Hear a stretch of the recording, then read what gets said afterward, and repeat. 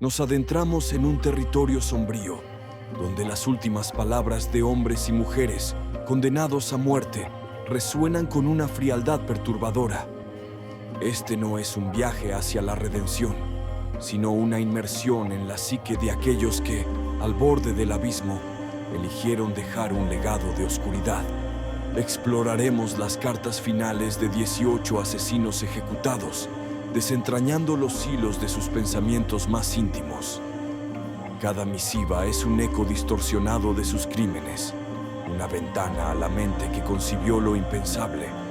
La gravedad de estas palabras, escritas bajo la sombra inminente de la ejecución, es innegable.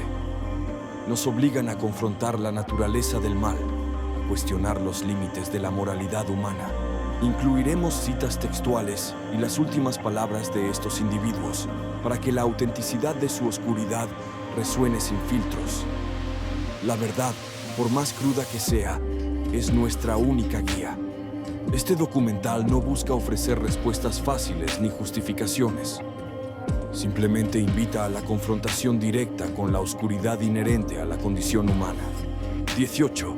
Comenzamos con Jack Unterweger, conocido como el escritor del abismo.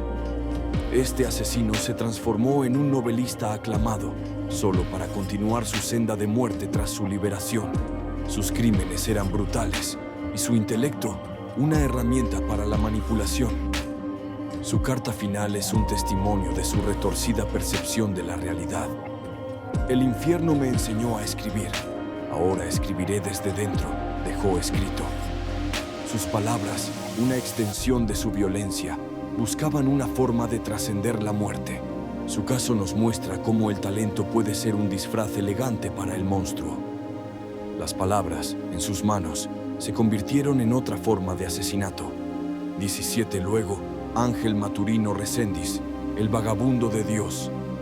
Este asesino en serie, conocido como el Railroad Killer, se veía a sí mismo como un mensajero divino. Sus crímenes eran una serie de violaciones y asesinatos a lo largo de las vías del tren. Su fe, una distorsión que justificaba cada acto atroz. Dios viaja conmigo entre vagones vacíos.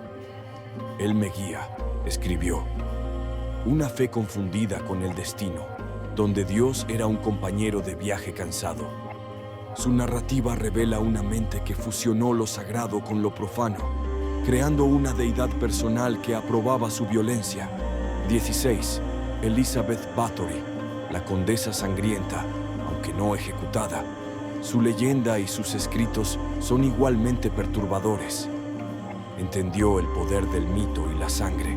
Sus crímenes de tortura y asesinato de jóvenes doncellas son legendarios. Su búsqueda de la juventud eterna la llevó a una depravación inimaginable. La sangre rejuvenece, pero no el alma. La mía ya huele a tumba, se le atribuye. Una reflexión sobre la corrupción del poder y la futilidad de la inmortalidad física. Su historia es un ritual de perfección macabra, donde el mal se convierte en una búsqueda estética. 15. Leonard Lake, el paraíso de la obediencia. Sus crímenes fueron descubiertos a través de diarios y cintas que detallaban atrocidades inimaginables. Junto a su cómplice, mantuvo a mujeres cautivas, torturándolas y asesinándolas. Su mundo era un microcosmos de control absoluto. No tengo culpa. Todos obedecen a alguien. Yo solo fui el amo por unos días, escribió. Una justificación que convierte la obediencia en un arma. Creó un reino sin moralidad, donde la sumisión era la ley y él, el único legislador. 14. David Berkowitz, hijo de Sam. Este asesino en serie, que aterrorizó Nueva York, se convirtió al cristianismo en prisión. Sus crímenes fueron atribuidos a un demonio que le hablaba a través de un perro. Su conversión, un intento de expiar su pasado. El demonio ya no me habla, pero aún susurra en los sueños de otros, afirmó. Una admisión inquietante de que su sombra perdura. Algunos monstruos buscan redención, otros solo un lugar para que su sombra siga siendo escuchada, incluso en el subconsciente colectivo. 13. John Allen Muhammad, el francotirador de Washington. Sus ataques de francotirador sembraron el terror, y él consideraba la muerte un lenguaje. Junto a su cómplice, asesinó a 10 personas en una serie de ataques aleatorios. Su objetivo era desestabilizar y aterrorizar. No hay inocentes en un mundo culpable. Los disparos eran mensajes, y nadie quiso leerlos, escribió. La muerte como un lenguaje, un manual de moralidad retorcida. Su visión del mundo era una justificación para la violencia indiscriminada, donde cada víctima era un símbolo. 12. Stephen Moran, Dios en el asiento trasero. Este asesino en serie escribió una carta a una de sus víctimas que logró sobrevivir. Sus crímenes fueron una serie de secuestros, violaciones y asesinatos. Su carta, un intento de control psicológico. Cuando recé contigo en el coche, Dios se sentó atrás. Desde entonces no he dejado de oír su respiración, escribió. Una confesión que trasciende el cuerpo, alojándose en palabras y recuerdos.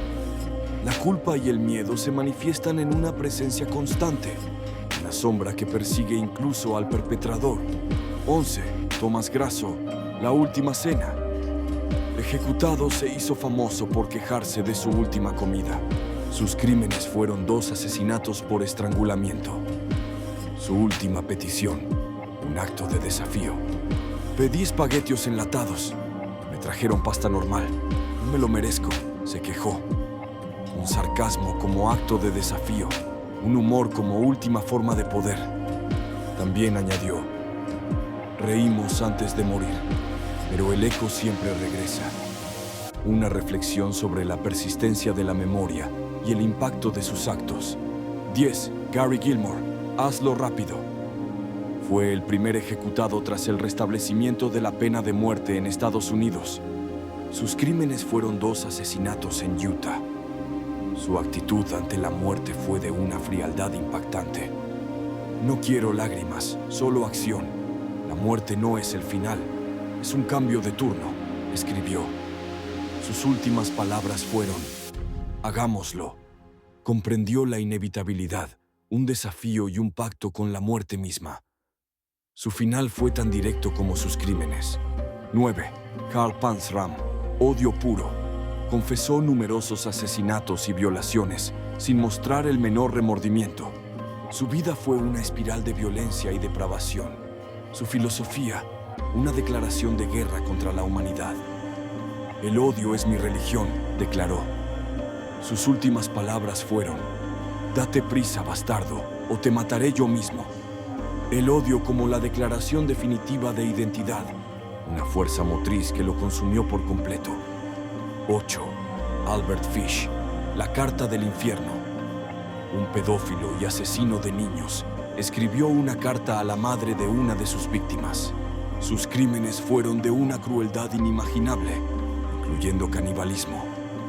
Su carta, una obra maestra de la depravación. Ella murió virgen. Fue rápido, escribió con una frialdad escalofriante. La crueldad elevada a la categoría de arte, sin búsqueda de redención.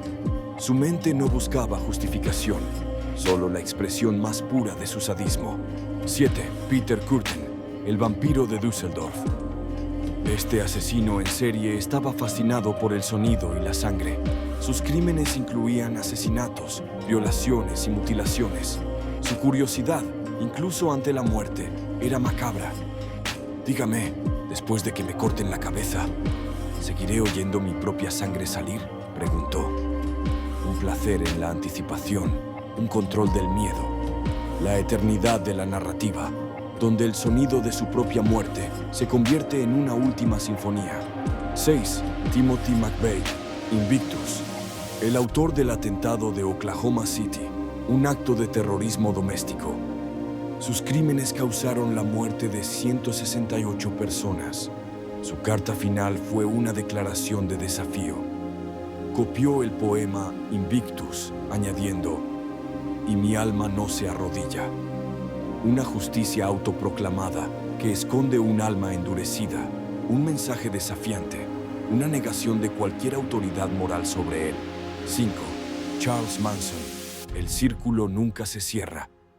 Líder de culto, orquestó una serie de asesinatos brutales.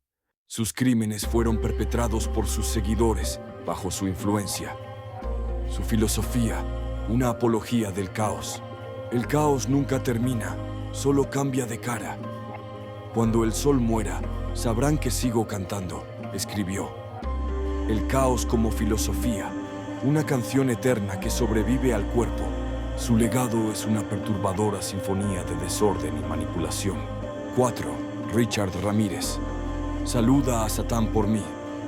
Conocido como el Night Stalker, sus crímenes estaban impregnados de creencias satánicas. Sus asesinatos y violaciones aterrorizaron California. Su ideología, una perversión de la fe.